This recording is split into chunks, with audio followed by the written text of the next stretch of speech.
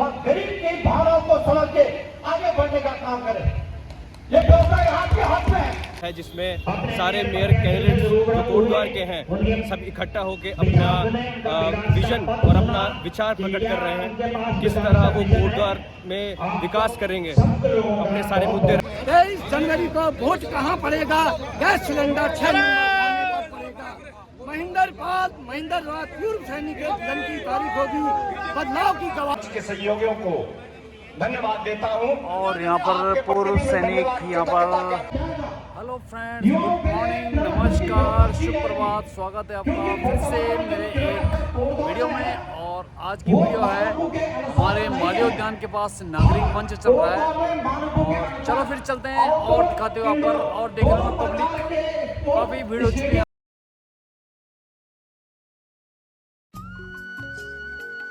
भूमि को जानते हैं तभी आगे जाके हम उस भवन का फाउंडेशन स्टोन डाल सकते हैं।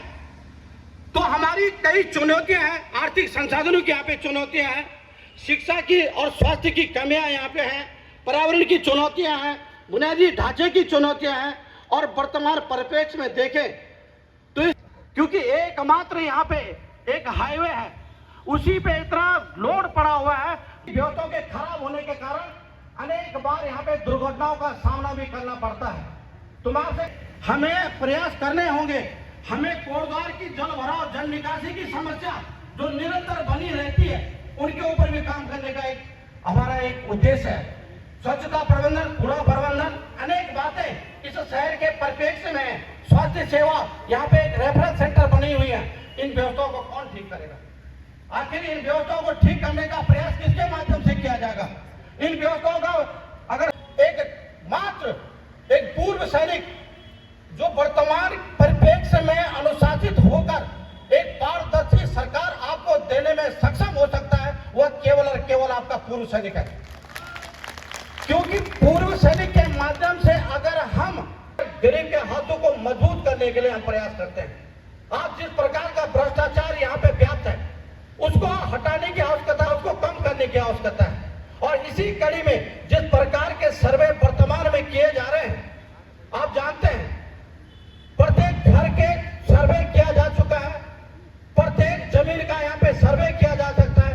कोई भी जमीन यहाँ पे कृषक जमीन नहीं कहलाती है, सब भूमि यहाँ पे अकृषक भूमि है। और इस कारण इन भूमि पे भी आने वाले, जैसे ये सरकार गठित होती है तो कहीं न कहीं टैक्सेस की मार आपके ऊपर पड़ने वाली है।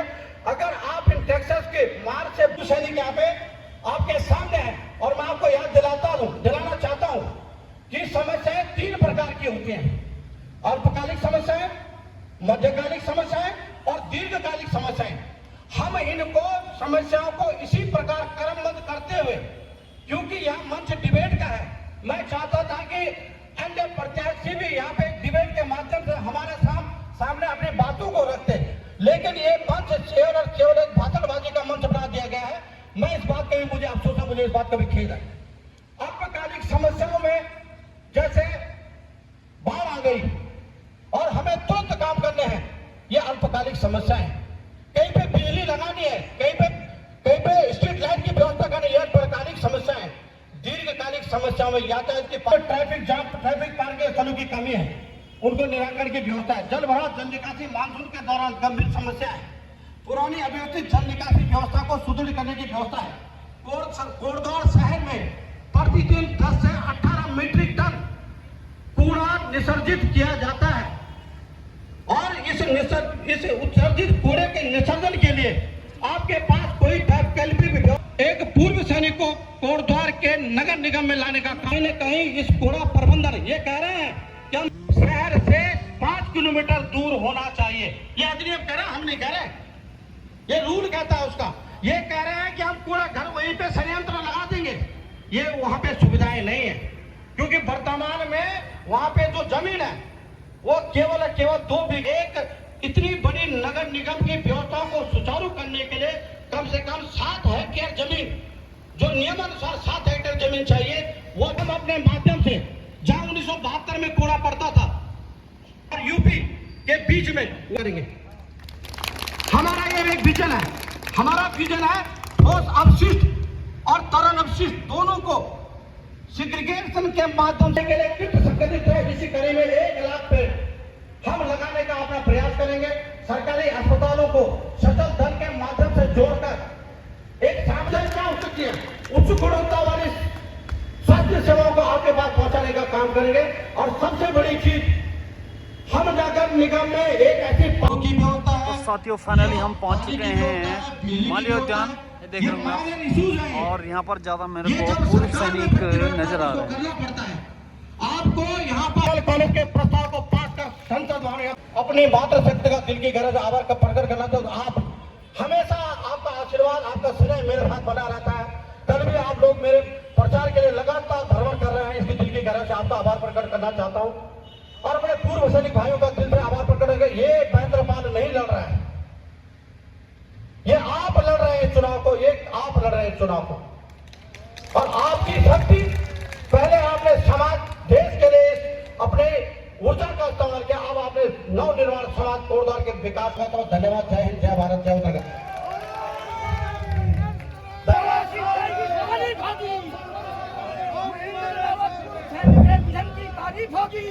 बदलाव की तेरी तारीफ होगी। बहुत ही अच्छा एक ओजस्वी भाषण। हाँ जी सर, शुभ नाम आपका? मेरा नाम है निखिल रावत। जी, तो आप आज कैसे आना हुआ इधर? इस जो नागरिक मंच के द्वारा यहाँ आज प्रोग्राम आयोजित किया है, जिसमें सारे मेयर कैंडिडेट्स जो कोटद्वार के हैं सब इकट्ठा होकर अपना विजन और अपना विचार प्रकट कर रहे हैं, किस तरह वो कोटद्वार में विकास करेंगे, अपने सारे मुद्दे रख रहे हैं। और ये कोटद्वार की हिस्ट्री में पहली बार हुआ है कि सारे पॉलिटिकल कैंडिडेट्स एक जगह में आकर डिबेट कर रहे हैं और स्पीच कर रहे हैं।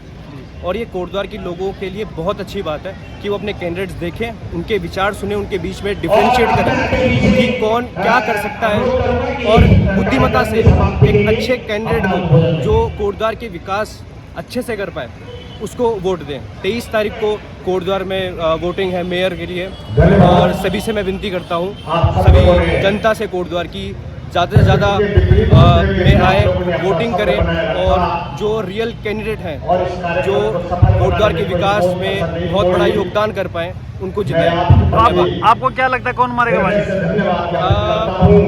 देखिए, बीजेपी और कांग्रेस का तो डेफिनेटली हर बार टक्कर चलती रहती है, बट इस बार जो है जिनका चुनाव चिन्ह है गैस सिलेंडर, महेंद्रपाल सिंह जी, पूरे फौजियों का इन पे वोट है, और कम से कम 25-30% जो है फौजी हैं कोटद्वार में, तो इनका वोट मेरे ख्याल से तो उन्हीं को जा रहा है, क्योंकि ये पूर्व सैनिक भी है। और अभी उनका जो हमने स्पीच सुनी वो बहुत ही अच्छी थी, सारे इम्पोर्टेंट मुद्दे उन्होंने उसमें उठाए हैं। बहुत धन्यवाद, थैंक यू। जो पत्र आपके सामने मैं रखना चाहता हूँ, हम किसी से भीख नहीं मांग रहे हैं, हमको कोई दक्षिणा या दान में कोई योजनाएं नहीं दे रहा है। केंद्र सरकार के द्वारा पोषित योजनाएं हैं, अगर धरातल तक सही रूप से पहुंचे तो वही आपका सत्कर्म है, वही आपका कर्म है, आपकी भावना है, आपका देश है।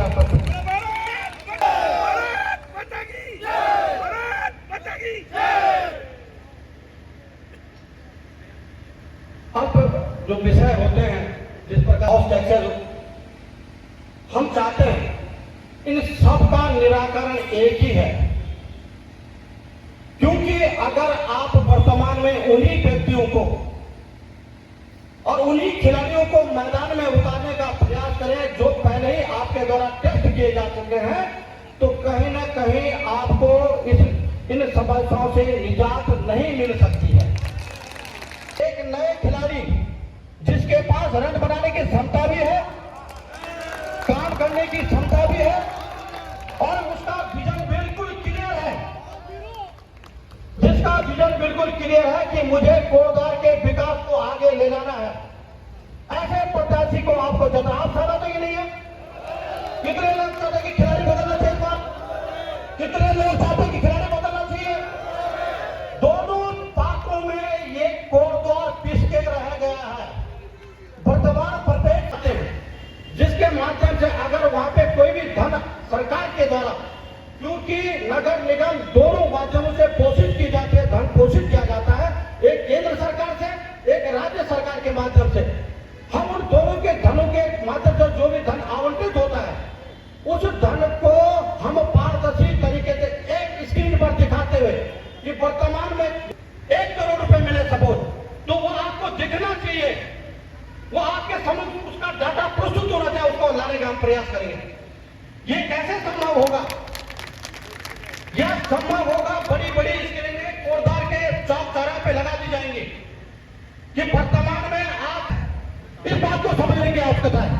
अब भी चाहिए एक बेहतर व्यक्ति भी चाहिए और एक बेहतर ह्यूमन बीइंग भी चाहिए कि जो आपके गरीब की भावनाओं को समझ के आगे बढ़ने का काम करे। ये व्यवसाय आपके हाथ में है। आप वर्तमान बदलाव के ध्वजवाहक हैं और आपको मुखरता से आगे आना होगा, तभी जाके इस कोटद्वार का उद्धार होगा, इस कोटद्वार का विकास होगा। हम यहाँ पे मल्टी पार्किंग फैसिलिटी पार्किंग बनाने की ओर अग्रसर है। हम चाहते हैं कि रेहड़ी ठेली वालों को सही जगह स्थापित करते हुए कोटद्वार की जो चौक चौराहे हैं उनकी सुंदरता को भी हम बरकरार करना चाहते हैं। क्या आप इसे सहमत है कि नहीं है? कितने लोग चाहते हैं? मैं आपके माध्यम से चाहता हूं कि अगर कोटद्वार को सुंदर और स्वच्छ बनाना है तो इस बार महेंद्र पाल फौजी को लाना है और 6 नंबर थाने गैस सिलेंडर पे आपके द्वारा अभूतपूर्व वोटों के द्वारा इनको संसद भवन भेजना है, नगर निगम के संसद भवन भेजना है। मेरा एक विषय हमेशा रहा है और इस विषय में मैं लगातार, मैं जबकि कोई जनप्रतिनिधि भी नहीं हूं और मेरे के सहयोगियों को धन्यवाद देता हूं। और यहाँ पर पूर्व सैनिक यहाँ पर पूरी एकत्रित हो रहे हैं, देख रहे होंगे आप भी इस नागरिक मंच से जुड़िए। और हमारे और सामाजिक राजनीतिक बुखार तो कभी कभी होता है, एक सामाजिक बुखार होता है कि सामाजिक संगठनों के माध्यम से प्रगति को गति देना। इस संगठन के आप सदस्य बनिए, ऐसी धन्यवाद।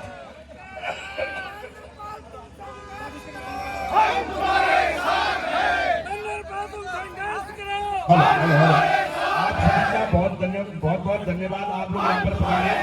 सबसे पहले तो मैं मैनेजमेंट कोटद्वार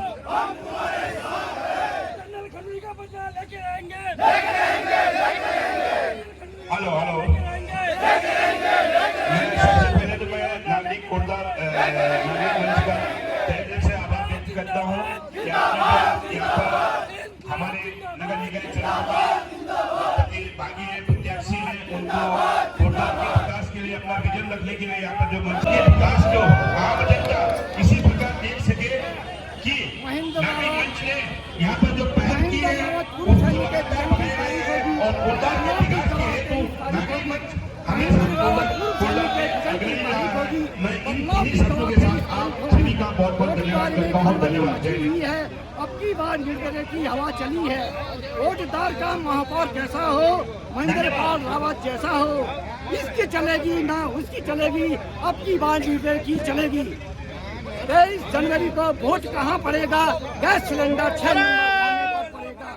महेंद्र रावत पूर्व सैनिक के जन्म की तारीख होगी, बदलाव की गवाह 23 तारीख होगी। जय उत्तराखंड, जय कोटद्वार, जय सैनिक एकता।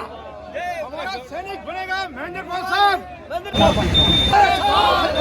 और यहाँ पर पूर्व सैनिक की काफी बड़ी रैली निकल रही है, जो कि यहाँ पर अभी नागरिक मंच था।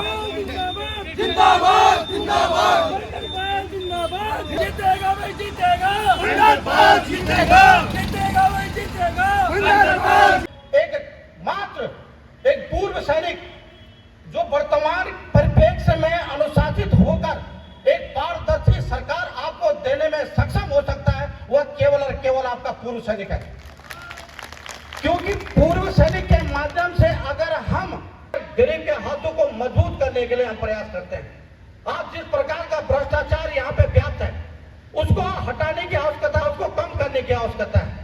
और इसी कड़ी में जिस प्रकार के सर्वे वर्तमान में किए जा रहे हैं, आप जानते हैं प्रत्येक घर के सर्वे किया जा चुका है, प्रत्येक जमीन का यहाँ पे सर्वे किया जा सकता है।